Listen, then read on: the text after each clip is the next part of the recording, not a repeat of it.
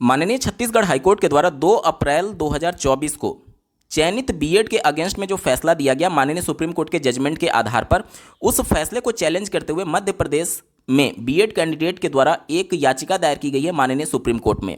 अगर इस केस का डिटेल अगर आप देखेंगे तो इसका डायरी नंबर है 17/948 ऑफ 2024। और अगर आप इस केस के अर्लियर कोर्ट डिटेल के बारे में जानेंगे तो यहाँ पर आपको चीज़ें पता चलेंगी कि जो 2 अप्रैल को जजमेंट दिया गया था 5788 ऑफ 2023 वाले मामले में 2 अप्रैल को, जो कि छत्तीसगढ़ हाईकोर्ट ने दिया था, उनके जजमेंट को यहाँ पर चैलेंज किया गया है। अब अभी तक छत्तीसगढ़ में देखेंगे तो आपको बिल्कुल डीएलएड के फेवरेबल सारी कंडीशंस लग रही होंगी। क्या चीज़ें फेवरेबल है? पहला कि डीएलएड कैंडिडेट जो मामले को चैलेंज करते हैं ये ऑलरेडी भर्ती सब्जेक्ट टू आउटकम हुई है। दूसरा, बीएड कैंडिडेट खुद अप्रोच किए हुए हैं सुप्रीम कोर्ट को। तीसरा, इनकी ज्वाइनिंग जो हुई है वो 11 अगस्त के बाद हुई है। ये सारे पॉइंट डीएलएड के फेवर में है। लेकिन जिस प्रकार से सारे कंडीशंस मध्य प्रदेश में भी डीएलएड के फेवर में थे, बावजूद इसके वहां पर मध्य प्रदेश हाईकोर्ट के द्वारा जब जजमेंट आता है तो वो वहां पर डीएलएड कैंडिडेट हार जाते हैं। इसी प्रकार की कंडीशन छत्तीसगढ़ में भी होने की संभावना हो सकती है। क्या चीज़ें बीएड के फेवर में मजबूत हैं, इसके बारे में डिटेल में बात करेंगे। साथ ही साथ जिस प्रकार से मध्य प्रदेश हाईकोर्ट का जजमेंट आया, उसके बाद से उत्तराखंड, मध्य प्रदेश, छत्तीसगढ़ और बिहार, ये सारे राज्य ऐसे हैं जो कि ऑलरेडी हाईकोर्ट के द्वारा बीएड को बाहर किया जा चुका है, मध्य प्रदेश को छोड़ करके। ठीक है, छत्तीसगढ़, उत्तराखंड और बिहार।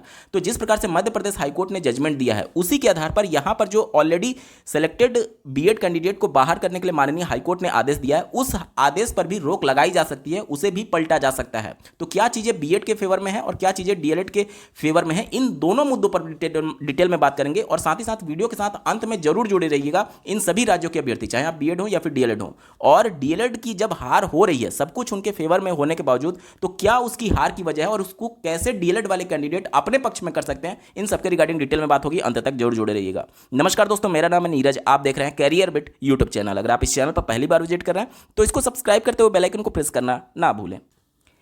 सबसे पहले बात कर लेते हैं छत्तीसगढ़ के बारे में, क्योंकि यहां पर 10 मई 2024 को मामला सुने जाने के लिए एक बार लिस्ट किया गया और एक और मामला है जो कि अभी मैंने आपको दिखाया, वो भी बहुत जल्द लिस्ट हो सकता है।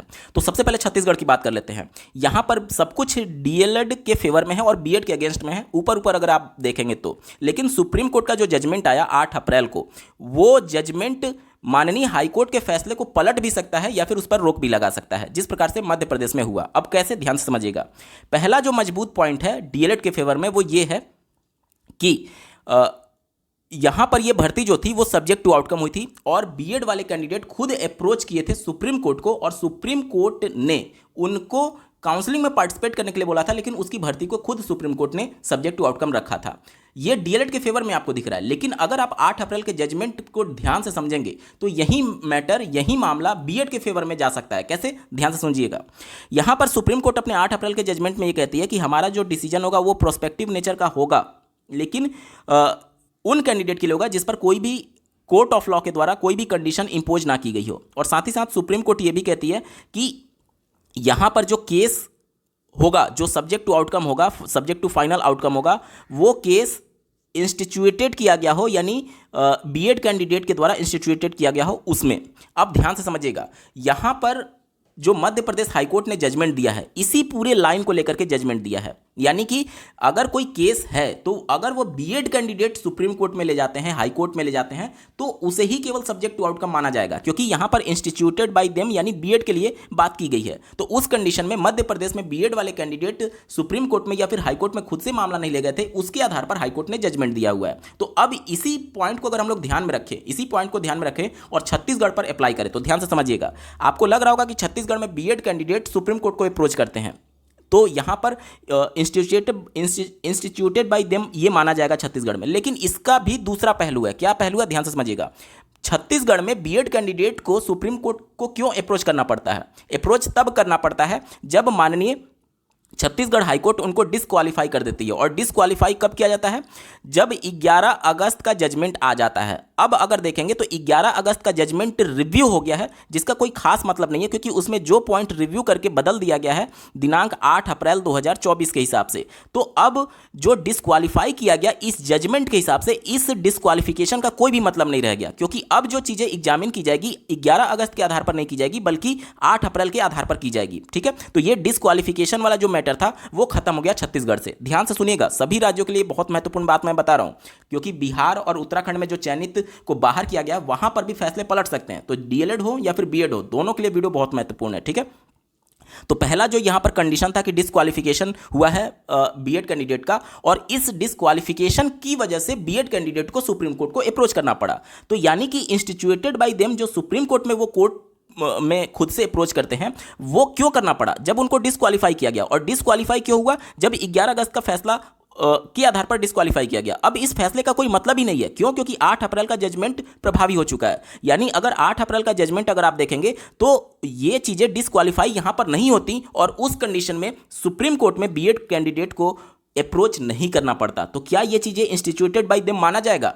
नहीं माना जाएगा, क्योंकि ये जो डिस्क्वालीफाई किया गया वो किस आधार पर किया गया? 11 अगस्त के फैसले के आधार पर किया गया। लेकिन अब इस फैसले का महत्व नहीं है, क्योंकि ये फैसला ऑलरेडी रिव्यू हो चुका है, 8 अप्रैल 2024 में कन्वर्ट हो चुका है। और 8 अप्रैल 2024 का जजमेंट ये कहता है कि अगर कोई भी बीएड कैंडिडेट, अगर उनको नोटिफिकेशन में शामिल किया गया है और कोई भी मैटर उनके द्वारा कोर्ट नहीं ले जाया जाता है, तो वहां पर बीएड कैंडिडेट पूरी तरीके से सेफ है। अंत तक जोड़ जुड़े रहेगा, बहुत महत्वपूर्ण पॉइंट बता रहा हूं, ठीक है। अब यहां पर जब ये चीजें क्लियर हो गई कि छत्तीसगढ़ में एक वैलिड क्वालिफिकेशन के तौर पर बीएड शामिल था, और स्टार्टिंग में उन्होंने कोर्ट में मैटर खुद से नहीं ले गए, उनकी मजबूरी इस वजह से बन गई कि जब हाईकोर्ट ने उनको डिस्क्वालीफाई कर दिया 11 अगस्त के जजमेंट के आधार पर, तब वो सुप्रीम कोर्ट में मैटर ले जाते हैं, इंस्टीट्यूटेड बाय देम तब माना जाता है। लेकिन जो डिस्क्वालीफाई किया गया, उस डिस्क्वालीफाई करने का जो आधार था 11 अगस्त 2023 का जजमेंट, वो जजमेंट अब प्रभावी नहीं है। उस जजमेंट का रिव्यू हो चुका है और 8 अप्रैल 2024 का जजमेंट प्रभावी है। अगर 8 अप्रैल 2024 का जजमेंट देखेंगे तो उस हिसाब से बीएड कैंडिडेट को सुप्रीम कोर्ट को अप्रोच करने की जरूरत ही नहीं पड़ती, क्योंकि यहां पर बीएड कैंडिडेट ऑलरेडी एक वैलिड क्वालिफिकेशन थे नोटिफिकेशन के हिसाब से। तो पहला पॉइंट कि बीएड खुद अप्रोच किए हुए हैं, अभी तक डीएलएड के फेवर में लग रहा था, लेकिन अगर इसे सही से पैरवी किया गया तो ये बीएड के फेवर में हो सकता है, कि यहां पर बीएड की मजबूरी थी सुप्रीम कोर्ट को अप्रोच करना, चूंकि वह नोटिफिकेशन में शामिल नहीं होना चाह रहे थे। नोटिफिकेशन में वो ऑलरेडी शामिल थे, उनको डिस्क्वालीफाई किया गया, इसलिए अप्रोच किया गया। डिस्क्वालीफाई क्यों किया गया? क्योंकि ये जजमेंट आया था 11 अगस्त को, और अब ये जजमेंट प्रभावी नहीं है, बल्कि इस पर अब बहस होगी। तो छत्तीसगढ़ वाले बीएड और डीएलएड विशेष तौर पर ध्यान देंगे इन पॉइंट को लेकर के, ठीक है। दूसरा सबसे महत्वपूर्ण बात माननीय सुप्रीम कोर्ट ने जो कही है कि इनका जो जजमेंट है, इसमें केवल उन्हीं लोगों के लिए ये जजमेंट प्रभावी होगा जिनका अपॉइंटमेंट जो है वो 11 अगस्त से पहले हो चुका है। देखिए, किसी भी राज्य सरकार के पास जो ऑर्डर होता है, गवर्नमेंट ऑर्डर होता है, जिसके बेस पर वो आदेश पारित करते हैं किसी भी अपॉइंटमेंट के लिए या फिर चीज़ों के लिए, तो अगर उनका अपॉइंटमेंट के लिए ऑर्डर इस 11 अगस्त से 2023 से पहले पारित हो गया होगा, तो यहाँ पर बीएड कैंडिडेट के फेवर में राज्य सरकार अच्छे से पैरवी करे तो उनके लिए ये पॉइंट भी बचाया जा सकता है, क्योंकि अपॉइंटमेंट, उनका जो अपॉइंटमेंट है, जो उनकी नियुक्ति, तो राज्य सरकार इसको बहस कर सकती है कि हमने अपॉइंटमेंट तो आदेश जारी कर दिया, अब कोई कैंडिडेट, अब एक दिन में अपॉइंटमेंट के लिए शर्त नहीं रखी जाती, कुछ टाइम पीरियड दिया जाता है, टाइम बाउंड दिया जाता है, जिसमें आकर के कैंडिडेट अपॉइंट कर सकते हैं। तो राज्य सरकार इसको इस प्रकार से रिप्रेजेंट कर सकती है कि हमने 11 अगस्त से पहले ही अपॉइंटमेंट ऑर्डर जारी कर दिया है, अब कैंडिडेट को बाद में ज्वाइन कराया गया, लेकिन हमारा अपॉइंटमेंट ऑर्डर पहले ही जारी किया जा चुका है। अगर इस प्रकार से राज्य सरकार उसमें बहस करे, अगर ऑर्डर एक्चुअली में पहले जारी किया गया है तो, ठीक है। दोनों पक्षों को विशेष तौर पर ध्यान से सुनिएगा, बहुत महत्वपूर्ण पॉइंट मैं बता रहा हूं। तो अभी तक जो 2 पॉइंट जो डीएलएड के फेवर में लग रहे थे, वो अगर 8 अप्रैल के जजमेंट के हिसाब से सही से पैरवी किया गया तो वो बीएड के फेवर में चला जाएगा, ठीक है। ये तो बात हो गई छत्तीसगढ़ की। अब आते हैं बिहार में। बिहार वाला मैटर जो कि माननीय सुप्रीम कोर्ट के द्वारा 11 अगस्त का जो जजमेंट दिया गया, उसी जजमेंट के आधार पर माननीय पटना हाईकोर्ट ने रिलाई करते हुए बीएड चयनित कैंडिडेट को बाहर करने का आदेश दिया था। फिर वही कंडीशन ध्यान से सुनिएगा, जब ये मैटर ऑलरेडी रिव्यू पिटीशन के तौर पर स्टेट गवर्नमेंट के द्वारा माननीय पटना हाईकोर्ट में दायर किया गया है, तो वहाँ पर ये चीज़ें देखी जाएंगी कि अगर वहां से रिव्यू में हार भी जाते हैं तो भी उनके पास सुप्रीम कोर्ट जाने का विकल्प है। तो फिर यह देखा जाएगा कि 11 अगस्त के जजमेंट के आधार पर हाईकोर्ट ने अपना डिसीजन दिया हुआ है, जबकि यह जजमेंट ऑलरेडी रिव्यू होकर के कन्वर्ट हो चुका है 8 अप्रैल 2024 के जजमेंट में। यानी कि अब जो कुछ भी डिसीजन होगा बिहार में वह इस जजमेंट के आधार पर हो सकता है। जब इस जजमेंट के आधार पर होगा तो इस जजमेंट की शर्त ये माननीय सुप्रीम कोर्ट ने रख दी है कि ऐसे कैंडिडेट जिनकी ज्वाइनिंग 11 अगस्त से पहले हो जानी चाहिए, तो बिहार में तो बहुत पहले हो गई है, 11 अगस्त से पहले हो चुकी है।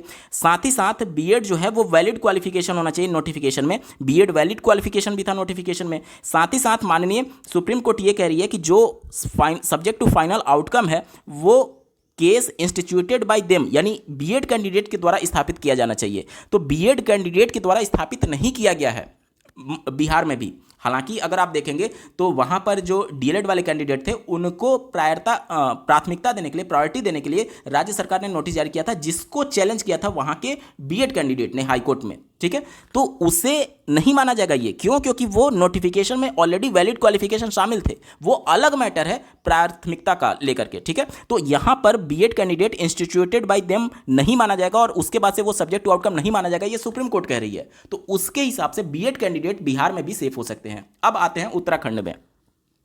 उत्तराखंड में अगर आप देखेंगे तो जो जजमेंट आया वो 11 अगस्त के आधार पर आया। यहां पर भी जब जजमेंट आया उसके बाद जाकर के रिव्यू का ऑर्डर आया। तो रिव्यू के ऑर्डर पर अगर रिलाई करे, हालांकि माननीय सुप्रीम कोर्ट ने यहां पर बीएड के अगेंस्ट में फैसला दिया है, लेकिन सुप्रीम कोर्ट ने अपना जजमेंट कब दिया? उसी सेम डेट में 8 अप्रैल को जब माननीय सुप्रीम कोर्ट में ऑनरेबल जस्टिस अनिरुद्ध बोस और ऑनरेबल जस्टिस सुधांशु धूलिया जी की बेंच में ये मामला लगा था, उसी डेट में एक और बेंच बनी थी ऑनरेबल जस्टिस BR गवई, उनकी बेंच में उत्तराखंड का मामला गया था। तो उस समय तक 8 अप्रैल का क्लेरिफिकेशन एप्लीकेशन के ऑर्डर नहीं आए हुए थे। तो यहाँ पर अगर ये मैटर फिर से कोर्ट में जाता है तो वहाँ पर बीएड के लिए ये कहना मजबूत हो जाएगा कि चूंकि हमारा जो जजमेंट दिया गया वह चूंकि रिव्यू के ऑर्डर को देखे बिना दिया गया, इसलिए हमारे पक्ष को एक बार सुना जाए। तो अगर वहां पर हाईकोर्ट या फिर सुप्रीम कोर्ट चीजों को सुनने के लिए तैयार हो जाती है तो निश्चित तौर पर वहां पर भी फैसला बदल सकता है। यहां पर डीएलएड वाले कैंडिडेट के मन में एक शंका आ सकती है कि क्या जो हाईकोर्ट में और सुप्रीम कोर्ट में फैसले हो रहे हैं क्या केवल बीएड को ध्यान में रख करके फैसले होंगे? क्या उनके द्वारा जो 2 साल से 3 साल से केस किया गया है उसका कोई मतलब नहीं है? क्या उनके द्वारा जो सब्जेक्ट टू आउटकम कराया गया उसको सब्जेक्ट टू आउटकम नहीं माना जाएगा? क्या केवल बीएड कैंडिडेट को ही हक है कि मैटर को सुप्रीम कोर्ट में चैलेंज करे और डीएलएड कैंडिडेट को यह हक नहीं है? इन सभी के रिगार्डिंग क्या उनके कमजोर पॉइंट्स हैं और कैसे उसको मजबूत पॉइंट में डीएलएड वाले कन्वर्ट कर सकते हैं, इसके बारे में एक बार बात कर लेते हैं।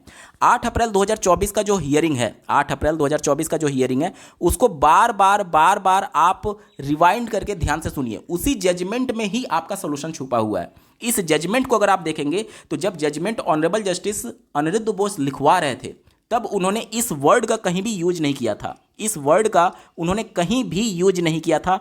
इस ग्रुप ऑफ वर्ड्स का कहीं भी उन्होंने यूज नहीं किया था। ये वर्ड डीएलएड के लिए बहुत घातक साबित हुआ है। ये वर्ड क्लियर उनके लिए रिस्ट्रिक्शन कर देता है कि अगर डीएलएड केस लेकर के गया है और वो भर्ती सब्जेक्ट टू आउटकम हुई है तो हम उसे सब्जेक्ट टू आउटकम नहीं मानेंगे। इंस्टीट्यूटेड बाय देम, ये देम जो वर्ड यूज किया जा रहा है वो बीएड कैंडिडेट के लिए यूज किया जा रहा है माननीय सुप्रीम कोर्ट के इस कोर्ट ऑर्डर में। और इस हिसाब से सब्जेक्ट टू आउटकम तभी माना जाएगा जब बीएड कैंडिडेट भर्ती में शामिल होने के लिए, अपॉइंटमेंट में शामिल होने के लिए नोटिफिकेशन में जब उनको अलाउ नहीं किया गया तब वो कोर्ट को अप्रोच करते हैं। तो यहां से ही डीएलएड के कैंडिडेट की हार शुरू हो जाती है माननीय सुप्रीम कोर्ट से। ठीक है, तो यहां पर अगर आप ध्यान से समझेंगे तो जब ऑनरेबल जस्टिस अनिरुद्ध बोस जब जजमेंट लिखवा रहे थे तब कड़ी आपत्ति दर्ज कराई थी डीएलएड के एडवोकेट्स ने। उन्होंने ये कहा कि फिर हमारा कोर्ट जाना तो पॉइंटलेस हो गया। आगे वीडियो में मैं आपका वो पूरा हियरिंग भी सुनाऊंगा और बार बार उसको रिवाइंड करके देखिए ताकि आपको चीज़ें और ज़्यादा क्लियर हो। तो उसके बाद से एमपी के जो एडवोकेट्स हैं वो कहते हैं कि एमपी की जो भर्ती है वो ऑलरेडी सब्जेक्ट टू आउटकम हुई है, जिस पर ऑनरेबल जस्टिस अनिरुद्ध बोस जी का ये कमेंट आता है कि then their appointments are not in full. ये ऑनरेबल जस्टिस अनिरुद्ध बोस जी के वर्ड्स हैं। Then their appointments are not in full, यानी उनकी जो अपॉइंटमेंट है वो कंप्लीट नहीं मानी जाएगी अगर वो भर्ती सब्जेक्ट टू आउटकम हुई है। यानी कि उस समय तक सुप्रीम कोर्ट ये मान रही थी कि सब्जेक्ट टू आउटकम में दोनों को मौका होगा। यानी बीएड भी अगर मैटर को सुप्रीम कोर्ट ले जाता है या फिर हाई कोर्ट ले जाता है, या फिर डीएलएड भी मैटर को सुप्रीम कोर्ट या फिर हाई कोर्ट ले जाता है, दोनों कंडीशन में अगर सब्जेक्ट टू आउटकम हुआ है तो उसे भर्ती को कंप्लीट नहीं माना जा सकता। और ऐसी भर्ती पर माननीय सुप्रीम कोर्ट कहती है कि ये ऐसी भर्ती सेफ नहीं है। लेकिन ऐसा क्या हुआ कि जजमेंट में इंस्टीट्यूटेड बाय देम लिख करके रिस्ट्रिक्ट कर दिया गया कि डीएलएड वाले कैंडिडेट अगर भर्ती को सब्जेक्ट टू आउटकम कराए हैं तो वो सब्जेक्ट टू आउटकम नहीं माना जाएगा। इसके अलावा अगर आप देखेंगे ऑनरेबल जस्टिस सुधांशु धूलिया जी का अगर आप उस समय का क्लेरिफिकेशन देखेंगे, जब दोनों एडवोकेट्स आपस में लड़ रहे थे कि नहीं ऐसा होना चाहिए, अगर 11 अगस्त के पहले अपॉइंटमेंट मिल चुकी है तो उनको पूरी तरीके से सेफ होना चाहिए, डीएलएड वाले कह रहे थे फिर हमारा जाना पॉइंटलेस हो जाएगा कोर्ट में। तो उनको क्लेरिफाई करते हुए ऑनरेबल जस्टिस श्री सुधांशु धूलिया जी कहते हैं कि दो कंडीशन होगी, पहला कि B Ed as a valid qualification शामिल होना चाहिए, और दूसरा किसी भी प्रकार का कोई भी फाइनल सब्जेक्ट टू आउटकम जैसी चीज़ें नहीं होनी चाहिए। उन्होंने केवल सब्जेक्ट टू फाइनल आउटकम का वर्ड यूज किया था, उन्होंने कतई भी इंस्टीट्यूटेड बाय देम का यूज नहीं किया था। कहने का मतलब यह है कि इंस्टीट्यूटेड बाय देम जब कोर्ट ऑर्डर लिखवाया जा रहा था उस समय तक इस ग्रुप ऑफ वर्ड्स का कहीं पर भी जिक्र नहीं था। ये जो ग्रुप ऑफ वर्ड्स आया है ये बाद में आया हुआ है, ध्यान से सुनिएगा। यानी कि जो क्लेरिफिकेशन जो उस समय दलीलें चल रही थी, उस समय डीएलएड के और बीएड दोनों के एडवोकेट्स को जब ऑनरेबल जस्टिस क्लेरिफाई कर रहे थे उस समय साफ वो कह रहे थे कि केवल सब्जेक्ट टू आउटकम होना चाहिए, बीएड कोर्ट गया डीएलएड कोर्ट गया उससे मतलब नहीं है, केवल सब्जेक्ट टू आउटकम होना चाहिए। और यही बात ऑनरेबल जस्टिस सुधांशु धूलिया जी ने भी कही थी। ये कहते हुए और ऑनरेबल जस्टिस अनिरुद्ध बोस जी भी ने कही थी। अनिरुद्ध बोस ने साफ कहा था बीएड के मैटर में कि जब ये बोला गया कि ये भर्ती सब्जेक्ट टू आउटकम हुई है तो उन्होंने साफ कहा था कि then their appointments are not in full, यानी उनकी अपॉइंटमेंट को कंप्लीट नहीं माना जा सकता।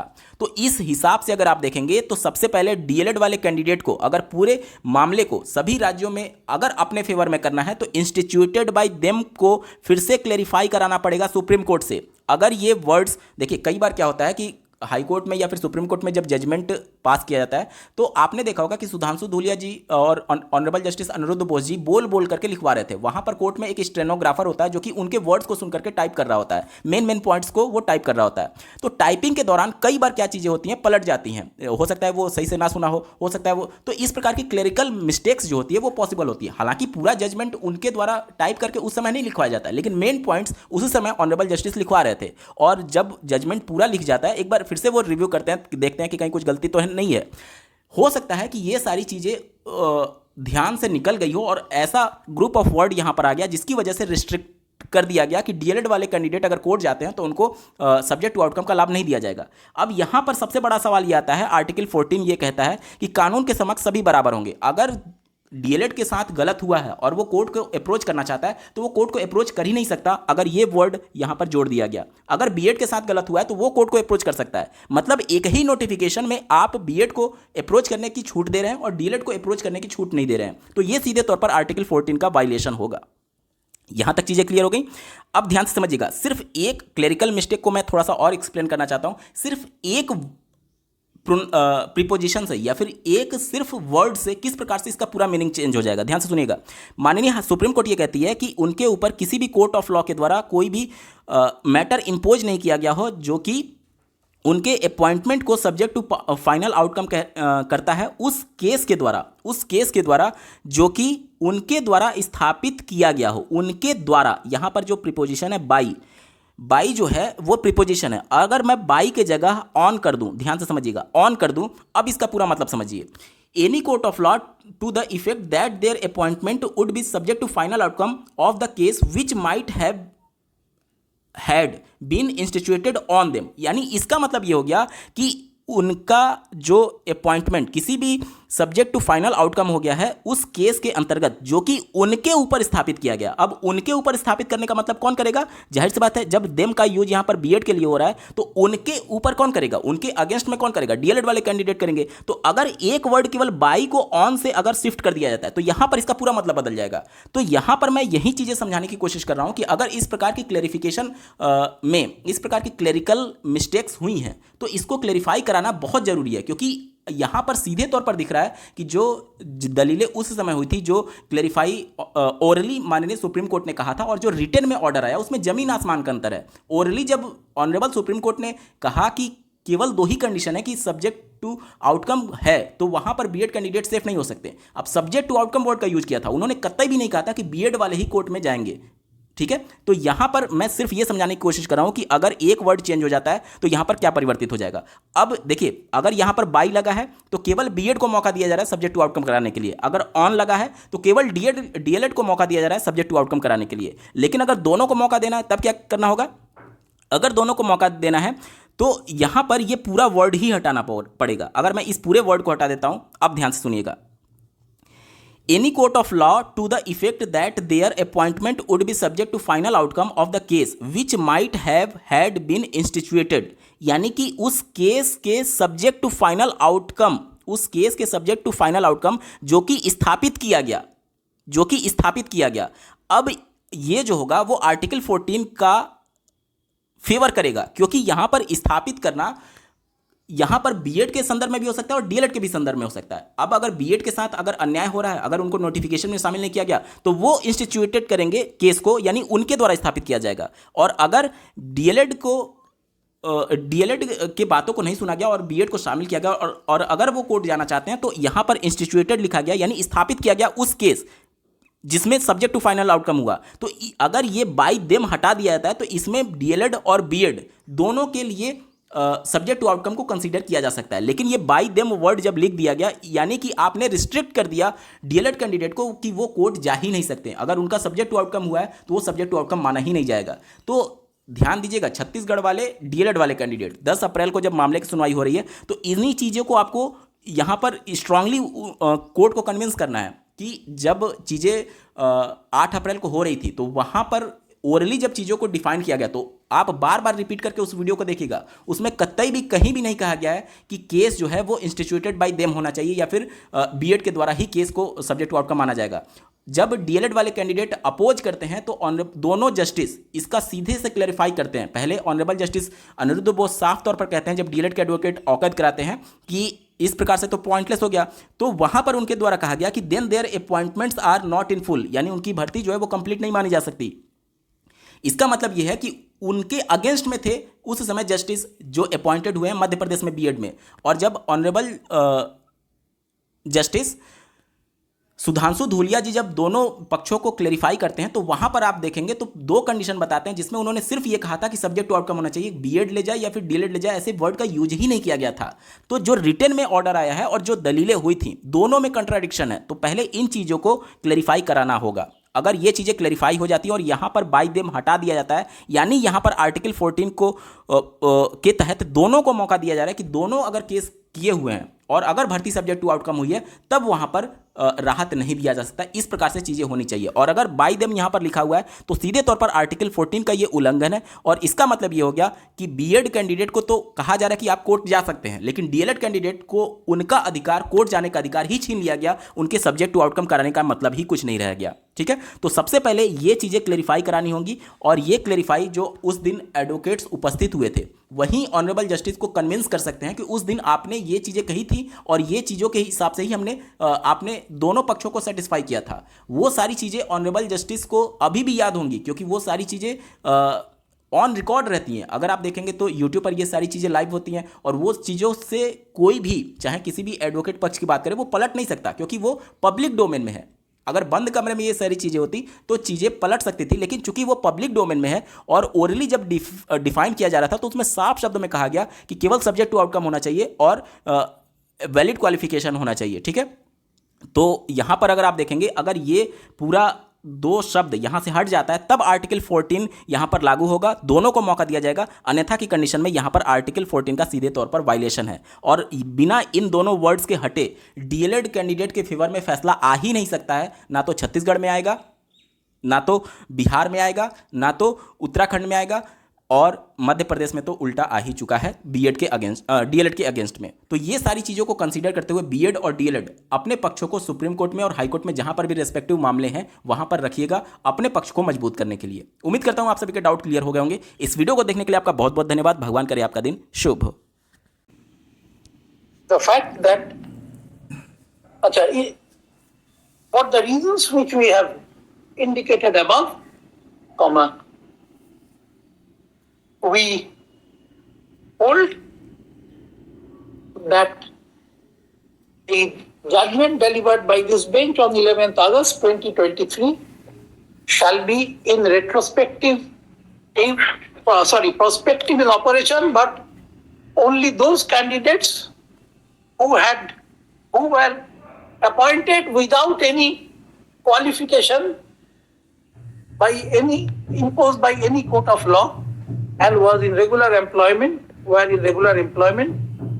will, without any disqualification, And the B.Ed.